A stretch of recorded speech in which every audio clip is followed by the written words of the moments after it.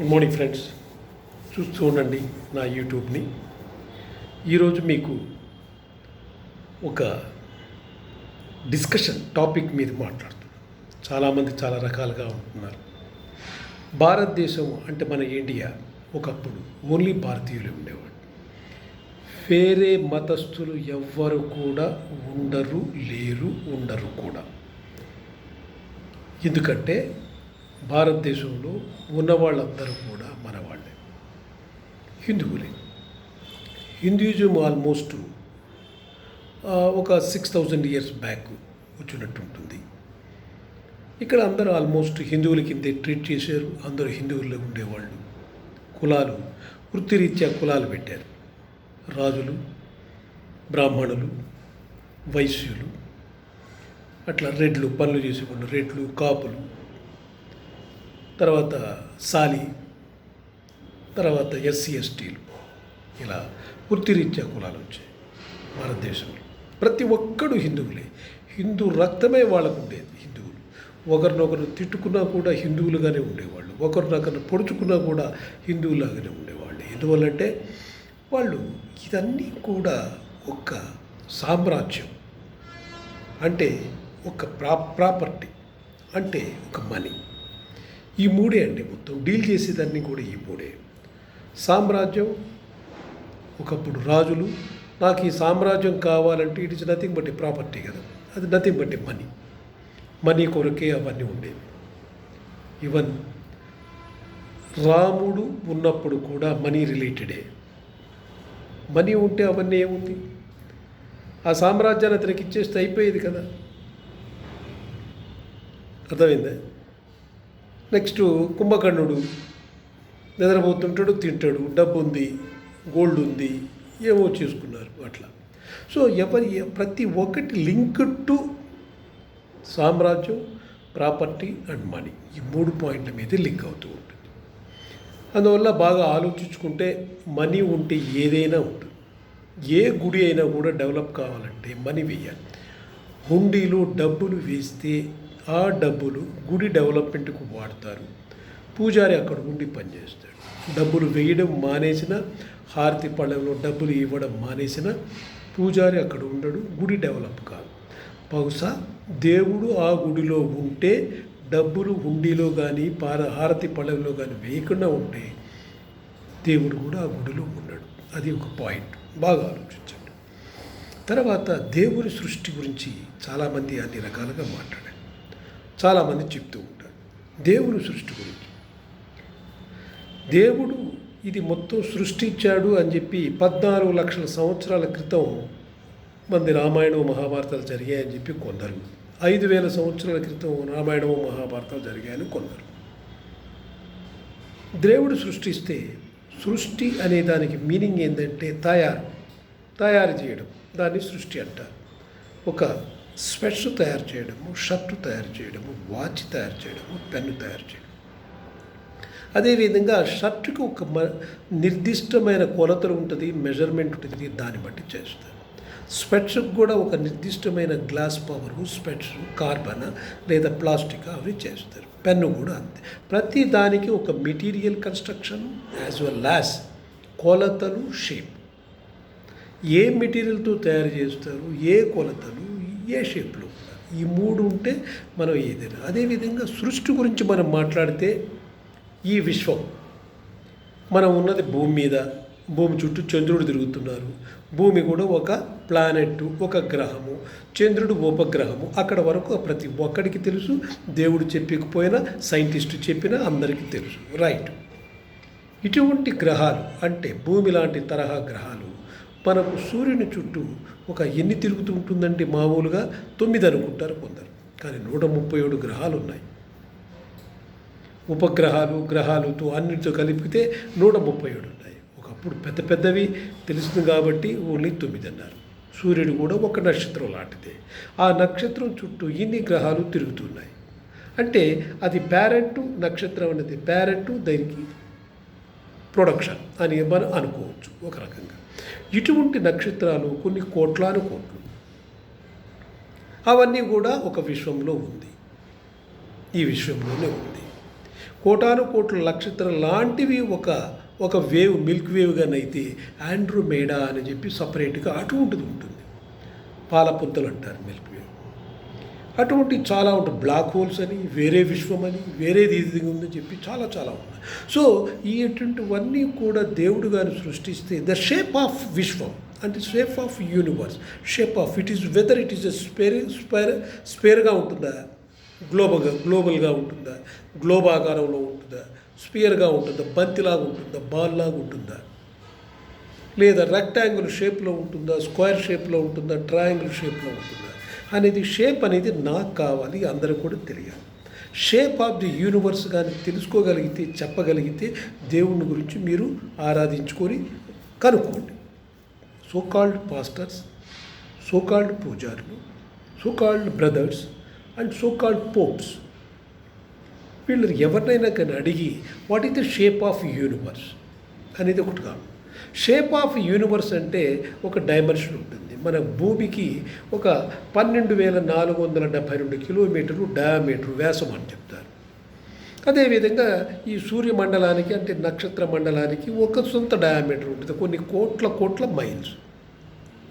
ఇటువంటివి కొన్ని విశ్వాల్లో చాలా ఉన్నాయి కాబట్టి ఇటువంటి ఎన్నో ఉంటుంది.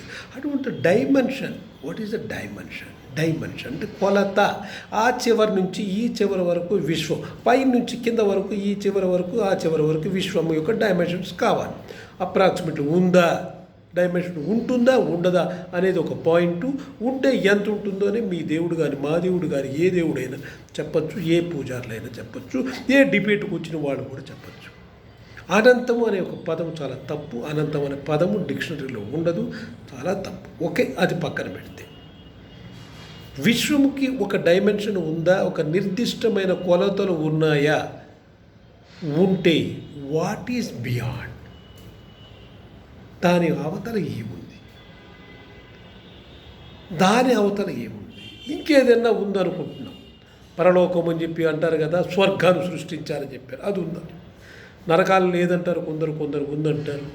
ఓకే, అది దాని ఉందా అని అనుకుందాం. దాని తర్వాత ఏముంది, దాని తర్వాత ఉంది. వాట్ ఈజ్ బియాండ్ అనేది ఒకటి, ఒక క్వశ్చన్ మనం వేసుకుంటే మనకు విశ్వం గురించి అట్లీస్ట్ ఒక 0.0001% అయినా మనకు తెలిసేదానికి ఆస్కారాలు ఉంటాయి. అది లేకపోతే మనకు విశ్వం గురించి మనకు తెలియదు. మన భూమి దగ్గరగా ఎంతవరకు రాకెట్ వెళ్ళింది, ఆ రాకెటరీ సైన్స్ గురించే మనకు తెలుసు, దట్ ఇస్ ఫిజిక్స్. అందువల్ల విశ్వం గురించి మనకు చెప్పగలరా? నిర్దిష్టమైన కొలతలు ఉందా, లేవా? కొలతలు ఉంటే వాట్ ఈజ్ బియాండ్, లేవు అంటే మనకు తెలియదా? వాట్ ఈజ్ ఎండ్ అనేది ఉందా లేదా? ఎండ్ తర్వాత ఉంటే దాని పక్కనే ఉంది. ఈ చివరి నుంచి ఆ చివరికి ఉత్తర దక్షిణాలు కానీ తూర్పు పరమడలు కానీ ఏమున్నాయి అనేది చెప్పగలగాలి. అది ఫస్ట్ పాయింట్, ఫస్ట్ క్వశ్చన్. ఎవరు చెప్పగలరు ఈ పాయింట్ని? ఎవరైనా ఒక్కరు చెప్పగలరా కదా? నెక్స్ట్ 2, కొందరు 6 రోజుల్లో ఈ విశ్వాన్ని, ఈ సృష్టిని మొత్తం సృష్టించారు. సృష్టిని అని చెప్పలేదు అనుకుంటా నా ఐడియాలో. భూమిని, స్వర్గాన్ని 6 రోజులు సృష్టించారని చెప్పారు. అంటే మిగతాది ఎవరు సృష్టించారో మనకు తెలియదు, ఆయన అడిగి కనుక్కోవాలి, చెప్పాలి. భూమిని, స్వర్గాన్ని మాత్రం 6 రోజులు సృష్టించారని చెప్పారు, కరెక్టే. మిగతాది గురించి నాకు తెలియదు, క్వశ్చన్ అడగాలి. సృష్టిస్తే యాడమ్ అండ్ ఈవ్ను కానీ పెడితే, ఒకే యాడమ్ నుంచి, ఒకే ఈవ్ నుంచి మనం అందరం కానీ కూర్చుంటే అందరూ కూడా కలిసి ఒకే భాష మాట్లాడి ఉండాలి, అందరూ కూడా కలిసి ఒకే విధంగా ఉండాలి. లేదు, ఒక 500 కిలోమీటర్ల డిస్టెన్స్లో ఒక్కొక్క భాష ఎవాల్వ్ అయింది, అంటే పుట్టింది. ఆ ఏరియాలో ఆదిమానవులు ఉన్నారని చెప్పి నేను అనుకుంటున్నాను. అందువల్ల ఆ భాష, ఆ ఏరియా వాళ్ళు వేరే ఆదిమానవులకు కనెక్షన్ లేకుండా ఉన్నప్పుడే ఈ భాష ఇక్కడ, ఆ భాష అక్కడ తయారవుతుంది. అందువల్ల 5,632 భాషలు మనకు ఉన్నాయంటే అటువంటి ప్లేసుల్లో అక్కడక్కడ ఆదిమానవులు ఉన్నారు.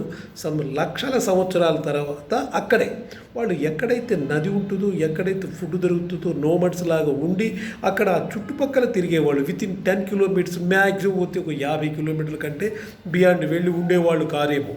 పక్క ఇంకెక్కడో వేరే దగ్గర ఇప్పుడు తమిళనాడు, ఆంధ్ర 2 తీసుకోండి, లేదా మలయాళం, కేరళ, కన్నడ తీసుకోండి, 4 స్టేట్లు కానీ తీసుకుంటే తమిళనాడులో ఎక్కడో ఒక దగ్గర తమిళ్ ఆదిమ మానవులు ఉండేవాళ్ళు. అదే తెలుగు ఆంధ్ర దేశాల్లో అక్కడ ఎక్కడో ఒక తెలుగు మాట్లాడేవాళ్ళు ఒక 10-15 మంది ఉండేవాళ్ళు, ఏమన్నా నేను అనుకుంటున్నా. అదేవిధంగా కర్ణాటకలో ఎక్కడో ఒక దగ్గర 10-15 మంది కన్నడం మాట్లాడేవాళ్ళు, కానీ కేరళలో ఒక విధంగా. ఆ విధంగా ఈ 4లో అక్కడక్కడ మనుషులు ఉండేవాళ్ళు కాబట్టి ఒకరికొకరికి ఇంటర్లింక్ లేదు కాబట్టి భాష అనేది ఎవాల్వ్ అయ్యింది, తయారైంది వాళ్ళది. సో యాడమ్ అండ్ ఈవ్ కానీ వస్తే అందరికీ ఒకే భాష ఉండాలి. అందువల్ల అది కూడా తప్పేమో నేను అనుకుంటున్నాను, యాడమ్ అండ్ ఈవ్. సో ఎవరికైనా ఏ భగవంతుడికైనా రాజ్యం కావాలి, డబ్బు కావాలి, ఒక లవ్ కావాలి, ఒక వైఫ్ కావాలి, తర్వాత ఒక వార్ ఉంటుంది, ఒక విలన్ ఉంటుంది. ఎందుకని ఈ విధంగా ఉంటుంది?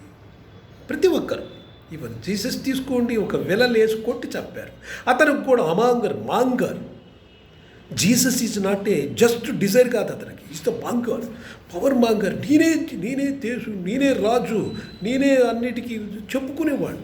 సో ఎంతటి డిక్టేటర్షిప్ ఉంటే అటువంటి అతను అందరి ముందు అక్కడ యూదు వంశంలో కానీ రోమ్లో కానీ చెప్పుకునేవాడు, నేనే రాజు, ఇంకెవ్వరు లేదంటే మోనోపలి చేయడానికి ట్రై చేశాడు అనమాట. అంటే it is the power monger, it is monger అనమాట అటువంటి. అందువల్ల ఇట్ ఈస్ మనకు నేను చెప్పేది రెండు విషయాలు. ఓకే, లాంగ్వేజెస్ ఎవాల్వ్ అయ్యిందంటే దానికి డిఫరెంటే ఉంటుంది. నెక్స్ట్ సూపర్స్టిషన్ పవర్స్ అనేది ఉంటుందా, మాయలు మంత్రాలు అనేది ఉందా అనేది ఒకటి. ఒకప్పుడు మాయం చేస్తే అరటి పండ్లు వచ్చేయాను, లేదా బ్రెడ్ వచ్చిందను, చేపల డబల్ అయ్యాను, మాయలో మంత్రాలు, నీటి మీద నడిచాడాను ఉంటుందా అనేది ఒకసారి ఆలోచించాలి. ఉంటుందా ఉండదా అనేది సూపర్స్టిషన్ పవర్స్.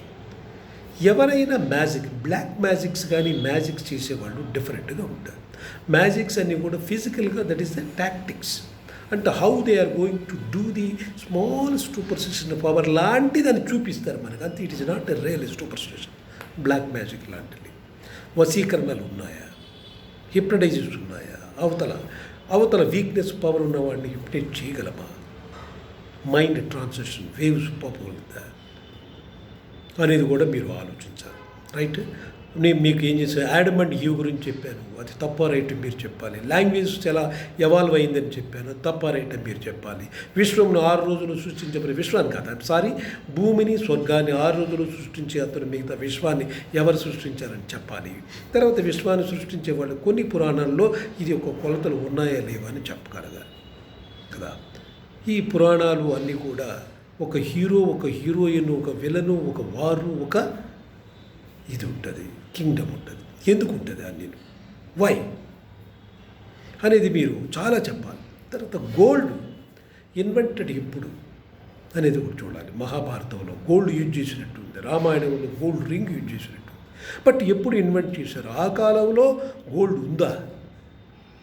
14 సంవత్సరాల మునుపు రామాయణం జరుగుంటే, 15 లక్షల సంవత్సరాల క్రితం రామాయణం జరుగుంటే మీకు గోల్డ్ ఆ కాలంలో ఉంటుందా అనేది క్వశ్చన్ వేసుకోవాలి. ఓకే, అది కూడా క్వశ్చన్ వేసుకోవాలి. రీసెంట్గా మనకు గోల్డ్ ఎక్కడ దొరికిందంటే మ్యాక్సిమం ఉంటే ఒక 6000 సంవత్సరాల క్రితం ఆఫ్రికాలో కానీ మన KGFలో కానీ దొరుకుతుంది. అంతకు మునుపు ఆ గోల్డ్ని how to they will convert అంటే కాపర్ ఉండాలి. గోల్డ్ నుంచి కాపర్ రావాలి. కాపర్ వేస్తే మెల్ట్ చేస్తే కానీ కొన్ని మెటల్ వేస్తే కానీ అది ఆర్నమెంట్ గోల్డ్ కింద కన్వర్ట్ చేయలేడు. ఆ క్వాడ్స్లో నుంచి gold extraction is entirely different. అప్పట్లో అంత ఇది ఉన్నాయా లక్షల సంవత్సరాల క్రితం అనేది మీరు ఆలోచించాలి. నీటి మీద నడిచే వాళ్ళు ఎవరైనా దొరుకుతారా? అతనే నేనే రాజు, నేనే దేవుడు అనే పని అయితే అతను 12 సంవత్సరాల వరకు బతికి మిగతా అంతా అబ్స్కాండెడ్ అయ్యి లాస్ట్లో 3 సంవత్సరాలకు వచ్చి ఏదో ఒకటి తలా ప్లస్ తోక 2 ఉండి మధ్యలో లేకుండా ఉంటుందా అనేది కూడా ఆలోచించాలి. సో ఇవన్నీ కూడా మీరు చూస్తే ఆలోచించారు కదా. నెక్స్ట్ ఇంకో పాయింట్ ఏంటంటే, దేవుడు మీకు మనుషులకేనా, అందులో మగవాళ్ళకేనా, మేలా ఫిమేలా, మగవాళ్ళకి కానీ ఫిమేల్స్కి కానీ లేరా, సపరేట్గా ఉంటారా? అది ఎనిమల్స్కి ఏమైనా ఉన్నాయా, దానికి అక్కర్లేదా? చెట్లకి ఉన్నాయా, దానికి అక్కర్లేదా? అనేది కూడా మీరు ఆలోచించాలి. ఓకే, నాట్ ఓన్లీ అంటే డూ అని దేవుడు డూ అంటే ఇట్ ఇస్ ఎ మేల్ అనమాట. ఆ మేల్ వరకేనా, మేల్ ఈజ్ ఎ డిక్టేటరా అంటే ఈవెన్ దట్ పురాణాల్లో కానీ భగవత్తులు కానీ జీసస్లు కానీ అంతా మేల్సే అని మేల్సే. ఇప్పుడు మేరీకి కడుపులో పుట్టింది దేవుడు, it is a male. Father of God అంటే ఇట్ ఇస్ ఎ మేల్. పరిశుద్ధాత్మ అంటే కూడా మేలు. ఏంటో అంటే పరిశుద్ధాత్మ అంటే ఇంకోటి చిన్నది జ్ఞాపకం వచ్చింది. ఒక్కొక్కరికి ఒక్కొక్క ఆత్మ ఉంటుందా అనేది కూడా మనం ఆలోచించాలి. ఒక్కొక్కరికి ఒక్కొక్కటి ఉంటుందా. ఒక్కొక్కటిగా ఉండే పని అయితే మీకు 2025 సంవత్సరాల క్రితం అయితే మీకు ఎన్ని జనాభా చాలా తక్కువ ఉంటుంది, క్రోర్స్లో ఉంటుంది, 50 కోట్లు 40 కోట్లు ఉంటుంది. మిగతా వాళ్ళు ఎక్కడి నుంచి వచ్చారు? 500 కోట్లు ఎక్కడి నుంచి వచ్చారు? 600 కోట్లు ఎక్కడి నుంచి వచ్చారు? ఒక్కొక్క ఆత్మ ఇట్ ఈస్ రీప్రొడక్షన్ సెంటర్ ఏమైనా ఉందా? ఆత్మ సోల్ రీప్రొడక్షన్ సెంటర్ ఏమైనా ఉంటుందా, లేదా అప్పటికప్పటికి తయారు చేస్తారా అనేది మీరు ఆలోచించాలి. సో ఇండివిజువల్ సోల్ ఉందా, లేదు ఏంటిది సోల్? పరిశుద్ధాత్మ అంటే మీ ఆత్మ అంటే ఒక్కొక్క బాడీలో ఒక్కొక్క సోల్. సోల్ వెళ్ళిపోతుందంటే మీనింగ్ ఏంది? ఒక బాడీలో ఉన్నట్టే కదా లెక్క. అంతవరకు మనకు జనాభా లెక్కేసుకుంటే ఒక 6 కోట్లు 3 కోట్లు ఉండేవాళ్ళు, ఇప్పుడేమో 500 కోట్లు 600 కోట్లు వచ్చాయి. ఎలా వచ్చాయి అనేది కూడా it is descending and ascending. Descending పైనుంచి డిసెండింగ్ అవుతుందా? సో ప్రిస్క్రైబ్డ్ సోల్స్ ఏమైనా పైన ఏదో స్టాక్ ఉందా? ఇంకా స్టాక్ ఉంటే ఇంకా ఎంతవరకు 1000 కోట్లు 2000 కోట్లు దాటుతుందా అనేది కూడా మీరు ఆలోచించాలి. Okay, so number of souls అనేది it is exaggeration question. Number of souls అనేది ఉంటుంది. ఓకే, అందువల్ల అది కూడా మీరు ఆలోచించాలి. అంటే ఆ సోల్స్ మనకే కాకుండా అంటే ఫిమేల్ అండ్ మేల్ కాకుండా ఎనిమల్స్ కూడా ఉంటుందా, లైఫ్ ఉందా, సోల్ ఉందా? అది మనలాగే ఉంటుంది. ఆల్మోస్ట్ మనకు 2 ఐస్ ఉన్నట్టు దానికి ఉంది, నోస్ ఉంది, టీత్ ఉంది, మౌత్ ఉంది, ఎవ్రీథింగ్, హ్యాండ్స్, లెగ్స్, ఎవ్రీథింగ్ ఉంది. Even lungs and heart and liver, everything including pancreas and reproduction system also ditto. So that should be soul. అది కూడా ఉందా లేదా? దానికి ఉంటే అవన్నీ మస్కిటోస్, ఫ్లైస్, ఇవన్నీ కూడా సోల్స్ ఉండాలి దీనికన్నీ. That is separate souls. It is no way connected to our పరమాత్మ కానీ. What about trees and plants? Its also self defence ఉంటుంది. కొన్ని మోడిఫైడ్ వర్షన్స్ ఆఫ్ లీవ్స్ ఉంటుంది, మోడిఫైడ్ వర్షన్స్ ఆఫ్ స్పైక్స్ ఉంటుంది. ఇఫ్ ఎడార్లో చూసుకుంటే that modified versions of leaves ఉంటుంది. So how it is making food, కార్బోహైడ్రేట్స్ని ఎలా తయారు చేసుకుంటుంది? It is own system. It is generating by the plant it self, by elements. మనం కూడా బై ఎలిమెంట్స్ వాళ్ళే మనం చేస్తున్నాం. ఫుడ్ కావాలనుకుంటే త్రూ ది ఎలిమెంట్స్. వాటర్ ఉండాలి, ఎర్త్ ఉండాలి, ఆక్సిజన్ ఉంటుంది, అండ్ కార్బన్ డైఆక్సైడ్ ఉంటుంది. Same thing even plants also. Whatever available in the అబౌండెంట్లో కార్బన్ డైఆక్సైడ్లో నుంచి that will it will take it out. Oxygen తీసుకుంటే కార్బన్ డైఆక్సైడ్ వస్తుంది. So this process is similar for any life. It is even singular cellular or multicellular or unicellular, whatever it may.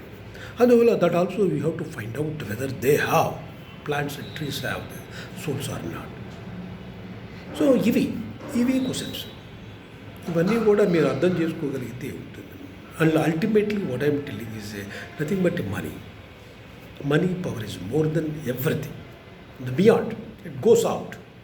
మిగతాది మనకు తెలియదు. But present state and past I don't know. That future what it will be I don't know. But present state is required only money. Money ఉంటేనే మీకు, money ఉంటే everything you can buy law. అడ్వకేట్ను కొనేయచ్చు, you will win. If you do the murder also you will win the case. If you put Ram Jethmalani అని ఉండే ఉంటాయి, wrong కేసులన్నీ వాదించి కోట్లు సంపాదించాట నిజమేగా. So that means what? So evidence is entirely different. So how you are going to argue, how you should put the cross questions, it matters. So that means that the crime చేసిన వాడిని కూడా if you have a currency note, you will be save that fellow. Okay, అటువంటి కూడా ఆలోచించాలి. తప్పు చేసిన వాడిని కూడా తప్పు లేకుండా ఉండేది ఉండే మాట. అంతెందుకు ట్రాఫిక్ పోలీసు కూడా మనీకి ఫైన్ వేస్తారు. That is a money. Okay, పిల్లలు వాళ్ళ చదువుకి మనీ. సో ఫుడ్ కావాలంటే మనీ, పేరెంట్స్కి ఏమైనా ఇవ్వాలంటే మనీ, పేరెంట్స్ వచ్చే పిల్లలకి ఇవ్వాలంటే మనీ, ఏదైనా భూములు, ఎర్త్, ప్లాట్ ఇవి కొనాలంటే కూడా money. So without money, nothing is there. Okay, maybe it is omnipotent or omnipresent. We have to check. Not only God, the money also it's omnipotent. Okay, అందువల్ల మీరు జస్ట్ చెక్ చేయండి. It's my questions. ఏదైనా doubts ఉంటే నా నెంబర్కి మీరు call చేయండి. Thank you very much.